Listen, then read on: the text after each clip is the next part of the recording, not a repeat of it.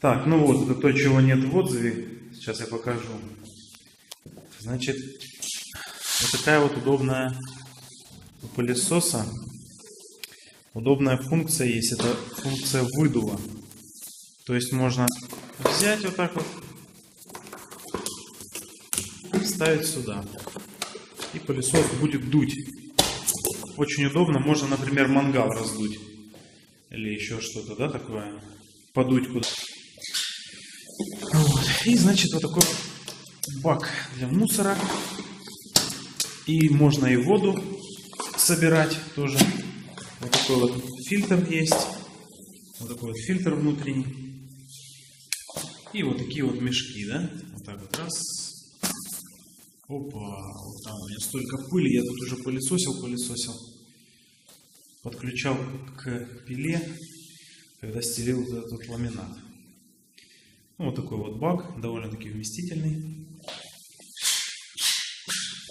Вот такой вот он уже бывалый у меня, весь в пыли. Розетка имеется для... Так, не буду я уже ставить обратно этот мешок. Сразу его вытрушу.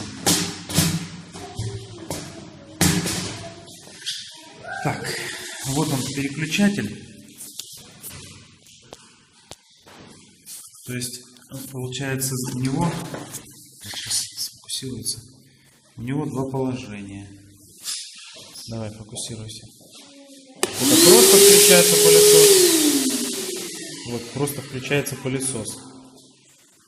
А вот это положение, это когда подключается инструмент какой-то. Вот она, розетка для инструмента. И после того, как вы сюда включаете инструмент, вот, здесь вы нажимаете циферку 2, вот она, циферка 2.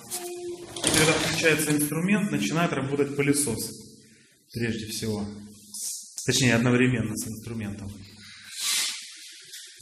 Ну, такой пылесос, такой коротенький.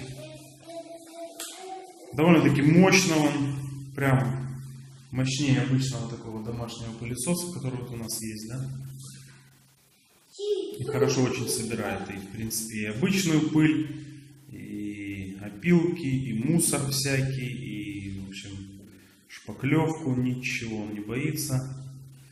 Хотите влажный мусор, хотите просто воду, и цена такая нормальная. В общем, такая щеточка имеется, чтобы всякие щелки доставать. Кстати, машину очень удобно им пылесосить. Вот такая вот имеется.